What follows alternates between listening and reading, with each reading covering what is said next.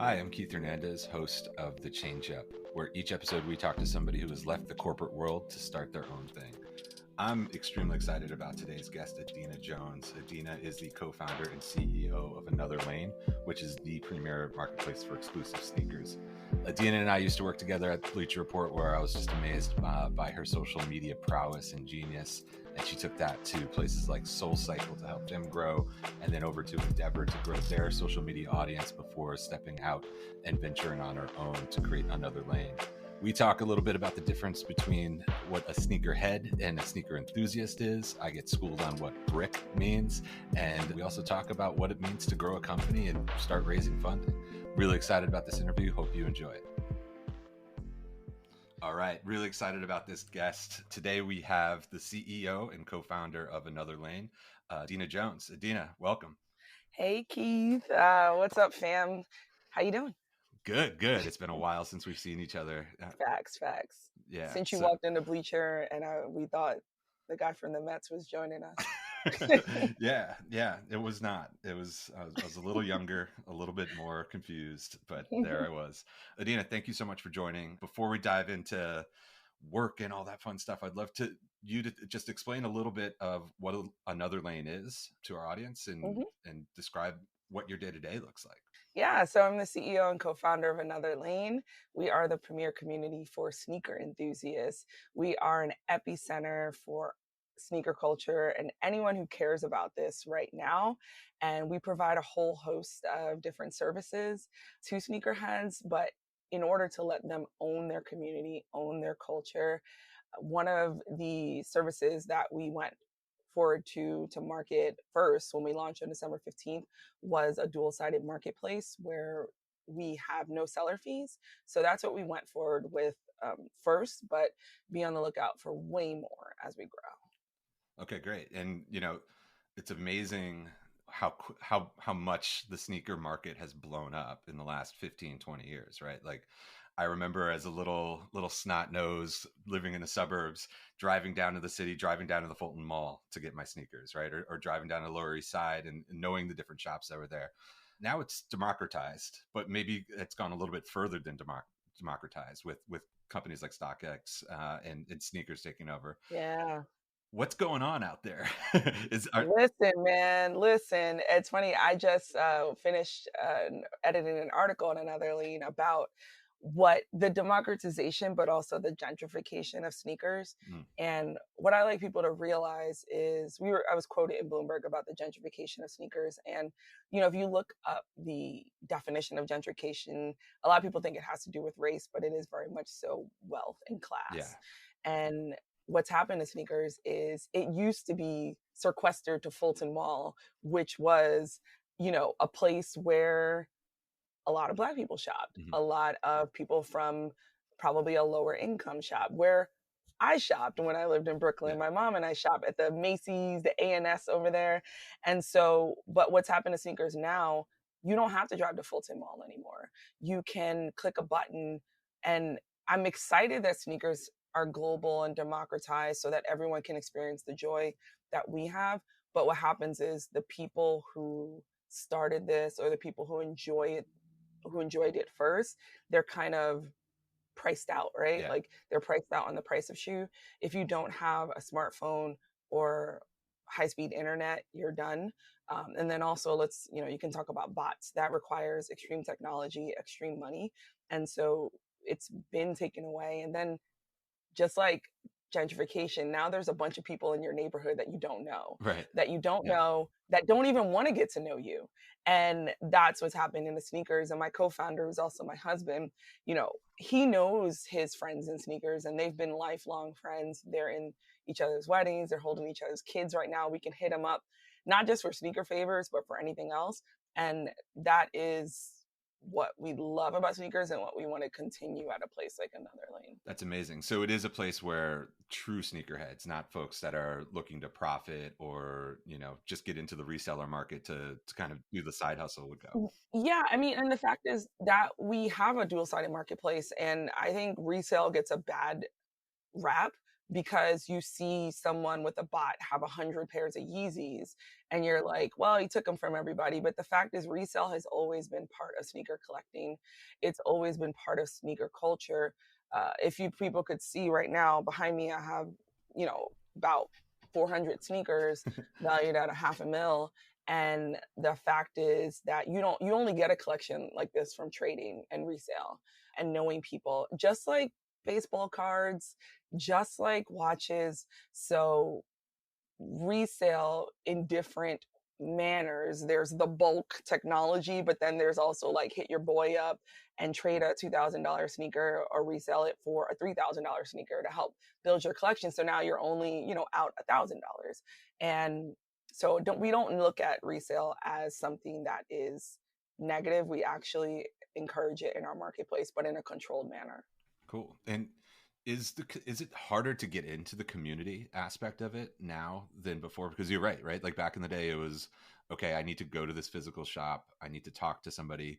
I need to kind of prove that I know what I'm talking about before they show me the real stuff, right? Yeah, wait, I just heard you say real, like, I can cuss on here, right? I'm cussing. We're not cussing. Social media has made it so that you can find friends about sneakers. I think it's kind of like anything. Like you could be on the outside looking in, and once you get like those 3 people and your algorithm starts going on Twitter or Instagram, right? You can find the community, but is it productive and efficient for you and giving you what you want? Or is it just the same regurgitated press releases? Did you cop L this, L that? Like, are you getting an actual connection? Like, in Another Lane's community, we're emphasizing, yes, the person with 500 sneakers, but also the person who buys like 6 a year, right? And who wants to learn more about it, because sneakers can be intimidating. Do you know what dead stock is? Do you know what, a brick is? And we have our own language. And if you don't know it, you feel ostracized. But, in a place like Another Lane, we're bringing everyone in and even talking about our lives. Like, one of our members, like, he makes beats, and he told us about that, and we're like, yo, we'll put on a beat on Another Lane product, and then another one, he was just, talking to us about his sobriety and how that's been. And so, I like to say it's more than sneakers. It is a catalyst for connection. That's amazing. Yeah. And a connection that you wouldn't get otherwise. So let's do a little one-on-one there. What is a brick? What is dead stock? We actually have, we call it a word with Sneaker Galactus. They're about to go up on our social. Okay. And like Chad, he's got stories for days, and he just like, goes into Camberville, New York. He's like, so a dead stock is, this and that. So dead stock, it actually came from, the mom and pop stores, things that would like, they would be in the back and they would necessarily sit. And so you would call them dead stock because they weren't even worn. But the fact is, now a dead stock shoe is something that hasn't been worn, and it actually has more value because it hasn't been worn. So the fact is, you have your pre-owned worn shoes, and then you have like a dead stock shoe, and those are, something like StockX. That's the only reason why they're selling them. Gotcha. Okay, cool. And then what's a brick? The thing about bricks is they sit, right? And people will buy them. There'll be a hype sneaker and people will buy them, but in terms of resale, they won't actually get you a lot of profit. Yeah. And so that's why I say buy what you like, because people are out here just, I'm gonna scoop up this what drops on Saturday because I'm gonna resell it. But then you get $10 on it, and you're like, so literally a brick that sank to the bottom of whatever. And now you're kind of out of money in a sense, but it's like you bought a shoe to sell it. You didn't buy it because you liked it. Yeah. And I have people who come to me and they're like, yo, I just got this, Ama Maniere shoe. How much can I flip it for? And I'm like, calm down. Like, and Ama Maniere, yeah, that shoe went, but they're literally just buying it it's like buying a house just so you can sell it a week later. Yeah. Did you live in it? Did you enjoy it? And that's what you should necessarily do with sneakers. We say highly coveted, but the fact is, like, if you want it, and that's the thing we say about sneakers is like, yo, wear what you want. Don't let the hype and the algorithms tell you what you need and what you want. I mean, there's this like Chuck Taylor that I've been fiending for a while, and they're not the most popular, they're not the most expensive, but don't necessarily believe the hype. That's great advice. And as somebody who's not in the sneaker game, the passive thing that I do have is the Saturday morning L's, where I jump on Twitter and I see all my friends, either past coworkers, friends, just posting that they didn't get the sneaker that they wanted. So what other advice? I love that first thing right there of, buy the thing that you want, buy the thing that you like. Don't care about the hype. Don't, get in line just because other people are in line. What other advice would you give somebody who's new to the sneaker game, who wants to get into it, wants to start to understand it, but Yeah. feels a little bit scared by catching that fat L on a Saturday morning like everybody else? Yeah, I mean, I actually talked about this on NPR, Oh, so cool. check it out. And like, you don't have to catch the L on Saturday. And the L makes you believe that this sneaker is like not available. Let's all not forget that there is stock in a store, and that stock in a store is not shown on the sneakers app. So like, for example, there were these ghost green Jordans I wanted, and I took a L, and I was just like, oh, I'm sad. And then I think a month later, I just walked into JD Sports in Times Square, and there it was. You feel the internet has told us that this is reality, but in fact, just like go to a store. Sometimes it's a revolutionary idea, but try that. And then also, like, if you're getting into sneakers, it isn't about the hype shoe. Like, you can get a $100 blazer for, white with a black check. And I love a classic shoe like that. And I see that on your foot and I respect it, right? You understand this is a classic shoe. It was one, you may not understand it, but you understand that you like it. And I can, tell you more about it. You can get a Stan Smith shoe. You can get Adidas Superstar. Chuck Taylors, are being redesigned really nice. And then even if you're, maybe you love Giannis or you like Kyrie, they have some great shoes that necessarily aren't flying off the shelves and unavailable. Yeah. So, do yourself a favor and see and tell yourself what you really like, and think about, do you like the shoe or did an algorithm send it to you? And I'm not going to lie, I'm guilty of the hype train and the algorithm. Like sometimes I'll be like, I don't even like this shoe, but I'm still on the sneakers app. But I want it. Maybe, and because like, some shoes have like a felt, not felt on it. I'm not really good with like clothing names, or like, what do you call it? Cloth names. I'm not really good at, but it'll be like a suede. And I just don't like suede. But for some reason, I'm on Saturday clicking for a shoe that has suede. And I'm like, why? And then I get an L. And I'm like, well, money saved. So yeah, tell yourself, do you like it, or is the algorithm feeding you? And do yourself a favor and get some classic shoes that you can, put in your rotation. Yeah. So that's a good point. You wear the shoes you buy, correct? Right. There's some people that there's the shoes you wear and then the shoes you collect. Is there a delineation for you or? Well, I'll say for me, it's a lot different.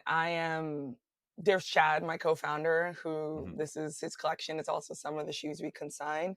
He has shoes that could be 20 years old that he's never worn, right? Wow. And some of them they're probably highly collectible, but he is a wear your shoe type person. At one point in time, he could wear a different shoe for 2 years every day. Like, that's how many shoes he had. Wow. And, when we were first dating, we would take the train together. We lived in Bed-Stuy, and he would always have to stop every morning and take a picture of his shoe. And his whole Instagram was like filled with, look at me wearing a different shoe every day. And I'm like, we're going to miss the train. So, but yeah, there are collectibles. Like, he has a lot of what we call player exclusives. They're shoes that literally come from a player, NFL, MLB, and they have like the colorway of their team. They have the number of the player, maybe some kind of insignia that's about them. And those type of shoes he may not wear, right? Gotcha. I think he has a CC Sabathia one that he has worn. Oh, cool. But when it comes to me, he calls me J.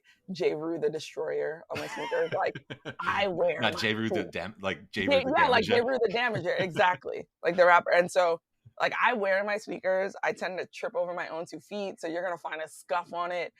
When I was like running more, I remember I got these Parlay for the Ocean Adidas. I got them gifted, and I literally ran a 10K in them the next day. Oh, and then Chad goes on. He was like, do you know those shoes are worth $250 at StockX? And I was like, they were very comfy. Like, I could feel that. Yeah. Yeah, I could feel that, and especially because they were gifted to me. Like everybody who ran that race or whatever got them. And so Yeah. like I literally could have come up, but I was like, nah, they were comfy. So me personally, I might have 15 pairs of shoes. Okay. So it's a dichotomy for us. Yeah, cool. And so I think you kind of got into this. It sounds like this relationship, this has always been a passion point for both of you. But walk me through how this went from an idea of, oh, we should be, you know, a consignment place. We should help kind of democratize reselling shoes to an actual business. So it was kind of twofold, you know. We call ourselves Another Lane, like personally, because we we felt like after years of being corporate America, we just like it was hard to find a lane, and so we were like, Yeah. let's create our own. And I've always wanted to be an entrepreneur. Like I've ran whole departments and I'm like, you know, I'm the director of this, but like I have no reports. So I am the Yeah. entire department. And I was like, I can do this on my own. And so actually I came out with my own social media agency when I first left my job in 2020. Cool. And so being an entrepreneur was something I always wanted to experience. And then same with Chad, you know. And so he had this need. He was tired if he wanted to resell a shoe that he had to play this bidding war on StockX, and then also not being able to sell some shoes, being that he's worn a shoe once, but that doesn't necessarily decrease the value because it's such a dope shoe.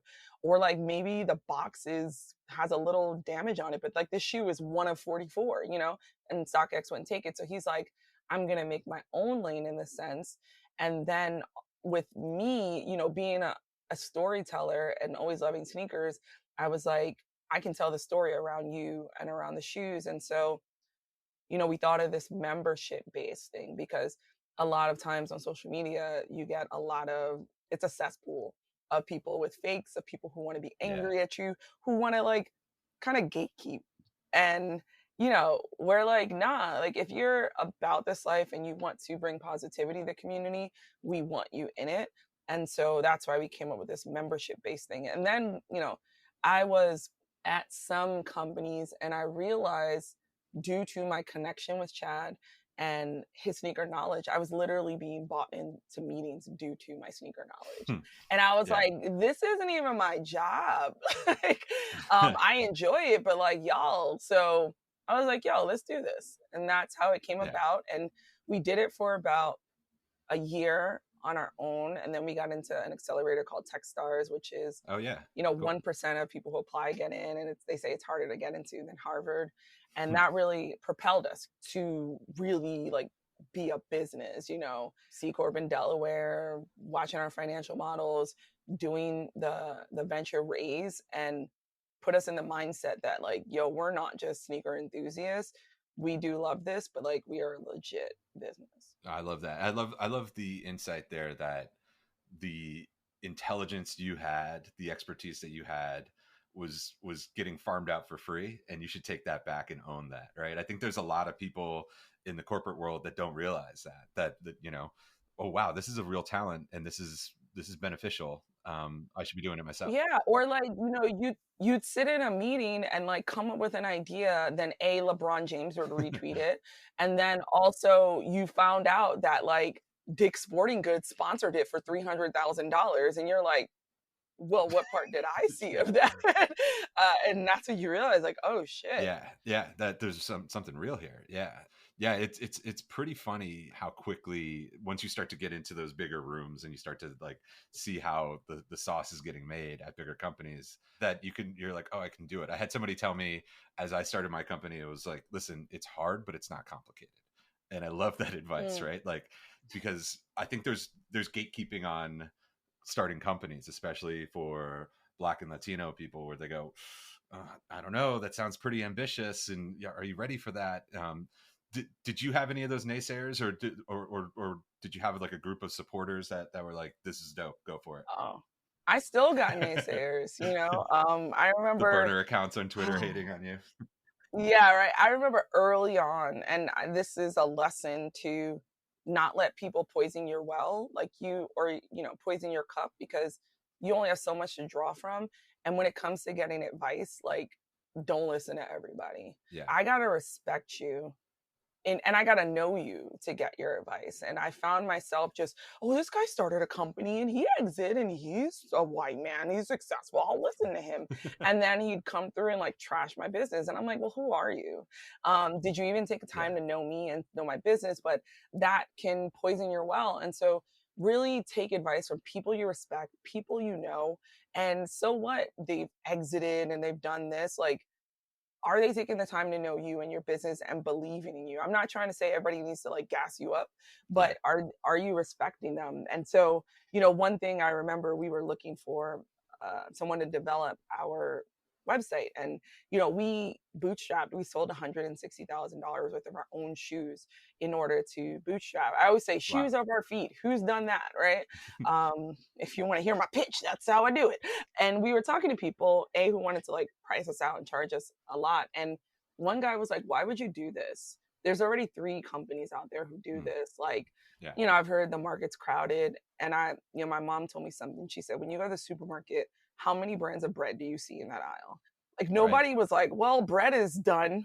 I can't do it anymore. No, Yep. through with marketing, with maybe some secret sauce in their bread, they were like, we can do this, and they're highly successful. So, people say the market is crowded. I don't know how 3 to 4 people became crowded, and Yeah. being that we offer different things, I I kind of just take that with a grain of salt when people tell me that. Yeah, and investors are, I think they're looking for ways to say no, Oh yeah, right? Like I think that they're trying to find their out. It's an interesting breed, right? And we're bootstrapped as well, but one of the funnier ones that I got early from an investor was, this seems like a lifestyle business, and we don't invest in lifestyle businesses. And I was like, all right, okay, that's an interesting take, but but like you provide a full on service, yeah, like exactly. you're not like a concierge picking people up in the Hamptons. Like I don't understand how this lifestyle. and Like and and it's not like I'm Tim Ferriss 4 hour work week, right? Like sitting on a beach. Like I'm actually working. But again, I think it was his way of saying I'm not going to invest versus anything else. But the neg is weird, yeah. right? Like that, you don't need that. And when you're Yeah, and like, okay, you got to say no somehow. And if you're uncomfortable with saying a flat out no, then I've had the traction, and I'm like, I'm 6 months old, dude. But if I've learned that that could be translation for I don't know you and I don't know your yeah, market, so I'll good respect point. that and move on. And I respect and applaud the people who give me a quick no. It's Yeah. okay. Yeah, I mean, my old school sales mentality with it is, I want a yes or a no. I don't really want to, maybe. Like, tell me more. Like, at least a no, you go, okay, cool, good luck, move on. Let's It's actually Great to given meet you. me the courage and power just to tell people no, like, Yeah. because I know that's what they need. Like, somebody will pitch social media services to me, and I'm like, "Okay, I looked at your pricing, no." That's it, and maybe I might give an excuse, I just not right now, no, that's it, and they respect that, they need that.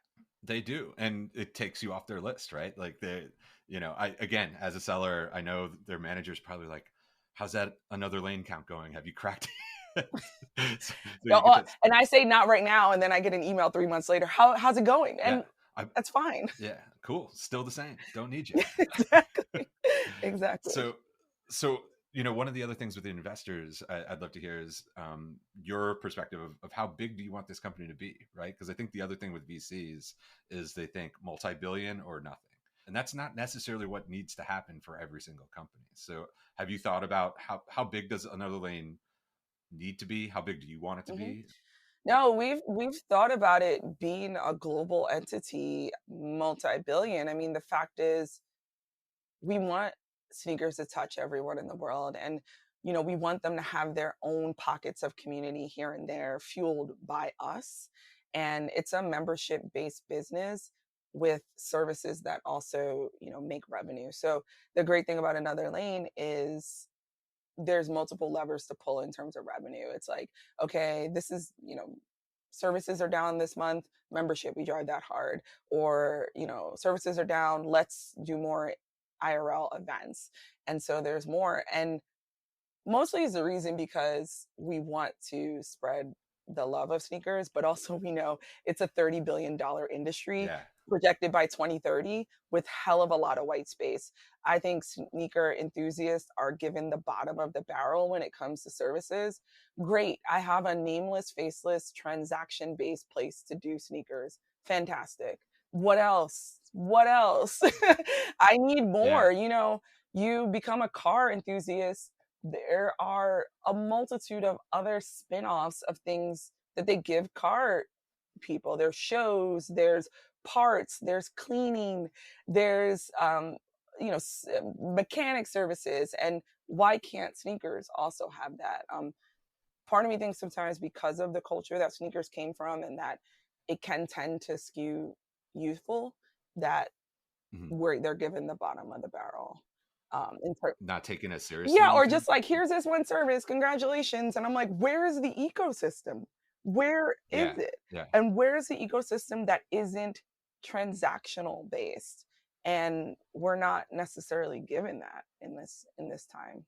Yeah. Do you think, as we break through COVID or go back to being quarantined, this transition from digital to physical will help with that? Because it does feel like this is a product that needs to be in the hands, and the community needs to be together and be able to kind of let their guard down a little bit and talk with each other about things. Yeah, I think the transition from digital to physical, but also like digital fueling it, right? Yeah, So we miss connection. We miss absolutely. seeing people in real life. And listen, like, I have a party to go to on Friday, and I'm like, Jesus, I don't want to leave the house and get dressed up. But once I get there, I'm so excited. I'm Yeah. happy that I did it. And I think and also, if you notice, I use the word sneaker enthusiast. Yeah. I try not to use sneaker head. Okay. It has this implication of like rabid young person. And yes, there are those, and we love them. But like, sneaker enthusiasts makes us seem very serious. We have money and we want to spend it. And so Yeah. understand that. So yeah, I feel like we're gonna get physical, and Another Lane plans on doing that. The great thing about Very Chad cool. is he could take a flight, land in any city in America, and have the hookup with sneakerheads. Damn, I said sneakerhead, sneaker enthusiasts. We could land, and then we're at like the best store there. We know somebody, and that's how you build community and Absolutely. how you get the connect. Some people have told me like communities are really hard to build. Yes, I know, but are you Sneaker Galactus? Because I have Sneaker Galactus. And are you an industry leading storyteller like me? That's why your community is hard to build and why I have a leg up. And were you quoted in the New York Times and had a whole feature in Bloomberg? Didn't even like reach out to them? Well, I was. So I truly believe that we have a head start in the community world. That's great. I'm looking forward to those physical events, getting back Yes, out there. you are VIP. Cool. So, we can't not talk about the NBA and the impact that it's had on culture, especially, we're going to date ourselves here with this, but the Bucks just won last night. Really fun NBA finals, really competitive. PJ Tucker usually gets the flowers for having the most sneakers, the most diverse. He didn't score any points last night. What's that? He didn't score last night. But anyway. I only saw him play a couple of minutes. Bobby Portis got the run, right? Like, yeah. Mm-hmm. Yeah. Okay. So, so I think a lot of people, if you know the sneaker world, know of PJ Tucker's collection. Who are the low key guys and girls? Let's talk WNBA too, right? Let's give them some love here. Yeah, exactly. That have a deep knowledge of this stuff, and it might not be getting the run on ESPN or Bleacher Report that a PJ Tucker gets. Oh, that's a great question. So Langston Galloway, like, he's on the Suns, like, and he's got a sneaker store. He has a collection that is really dope and really deep. I think he has a really good look. I believe it's Natasha Cloud.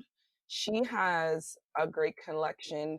I mean, there is, I think, Jordan Brand just released, they just bonded and have a bunch of women on Team Jordan. So that's great. Oh, okay, cool. Epiphany Prince, she's got a dope collection too. I covered her when I was at ESPNW. I'm trying to think if there's somebody like non-basketball related. I know Clint Frazier, he's a sneaker enthusiast. Yeah. So. Yeah. And CC Sabathia, but he's retired. Yeah, exactly. Right? Like, there's people who don't necessarily switch a shoe every quarter. like PJ, who have really good collections. And, those are the type of people that we still want to connect with and we want to show our community right there. But shout out to PJ. Like, he's about this life. Like a lot of sneakers athletes, it really is just because they get gifted, right? Yeah. Like they're on the, and we're like, of course, or you have a hell of a lot of money, right? But like PJ is digging in the crates for these Yeah. shoes. It's a real passion for him. And yeah, right. And he's probably hitting up people, who are on the low and they're not really, putting themselves out there, but he knows who has these shoes. And so shout out to him for that. Okay. Yeah. And, shout out to him for winning the finals too. Good for him. That Having too, a good right? year. We actually did an exhibit with him when the All-Star game was in Oh, Charlotte. cool. eBay did it's called the Vault. And what I loved about it was, PJ had 5 shoes on display, but Chad was half of the event. Oh, cool. Chad had about 23 shoes on display. Wow. And so we've done one ourselves and probably could have done that one ourselves too.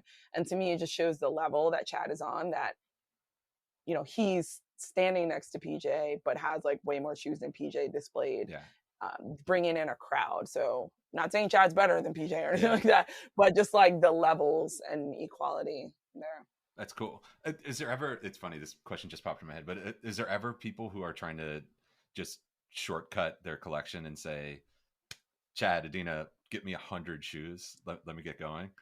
Nah, we've had some people who are like sick of their shoes, especially if they're like parents or they look at their room and they're like, this is out of control. And some people are just like, yo, give me $10,000 and you can have 50 plus shoes for my collection. Or like, you can have my whole collection, because they're just sick of it. And they've either said that to us, or I know people have like tried to sell their whole collection to like professional athletes because they have like that, they have that cash on hand. So there are people who are just like sick of their collection and sick of it taking up room in their house, sick of like keeping it up. And then, you get kids and lives and you want to, have some money on the side, and they've done that. You need that room back that that's had, it's got to be the kid's second room. You got a baby on the way, right? And you need money for a baby. So, and that's like where resale comes into play, right? Like, why not? You spent the money collecting this. It's your money. And, we use money to start a business. We use some of that money to buy a house. Chad used some of the money to buy my engagement ring. So nice. It's a thing. Congrats. Thank you. Yeah. One big question here is, you've been doing it now a year plus, right? Yes. Mm-hmm. What's the biggest difference between working for yourself versus working for a company? Oh, great question. I think we had hit this earlier. Is when I first started and I'm retraining myself, I used to say, well, I worked so hard for them, 40 plus hours. I could do it for myself. I'm tired, and there's no reason why I should have been working 50 plus hours for them, right? Like, so why subject myself to that? And that mentality, me and my line sisters, I'm in a sorority, Delta Sigma Theta, shout out. We talk about how we had to untrain. That's like a slave mentality. I had to untrain that whole work like a dog. Like, I had to untrain myself for that. And also, you got to give yourself grace and realize that the rules you had, they no longer exist. Like, I had 2 glasses of Prosecco in the middle of the day yesterday, meeting with a USC alum and talking about commerce in China, about sneakers and commerce in China. And that was business, but I would never do that if I was, working for others. And then, we have a team of 1, 2, 3, 4, about 5 right now, and they're all over the country, very talented. And Chad and I make sure to give them the thanks and flowers that we didn't get when we were. So cool. Being able to cultivate a culture that you want, give them the flowers, and also give them the autonomy. Like, I try not to be like, this is it. And like, what do you think? Like, you are the lead engineer. You are the community manager. I picked you for a reason, because your knowledge starts where mine ends. So not doing all the things and making sure they get a chance. So those would be the differences in working for myself. Also, let's not lie, I'm the intern, the janitor, the social media manager, the creative, Chief financial officer. Right. The office manager for office supplies. Chad is the CFO. He is, operations, along with, creative knowledge center. So Yeah. you gotta be able to wear many hats too. Absolutely. Yeah. The thing, the guilt, the work guilt was always, and you kind of hit on that too, of, well, I got to go. Right. Or, oh, I didn't get in earlier than the other person. It was never about the output. It was always, about what was actually created and the work that actually was done. It was always about the time spent Yeah. that burned me out personally, where I was like, why I'm working 60 hours, but 30 of those hours were unproductive. They were Well, just sitting around in meetings. yeah, and then what annoyed me, especially with social media, it was so burgeoning that like Yeah. everyone thought they understood it because they had a Twitter account. And I was like, Yeah. Yeah. ma'am, Yeah. I am the subject matter expert here. And so please listen to me. And I don't know if it's, I would say because my black don't crack and I looked really young, or, social media was a thing, like I said, everyone knew about.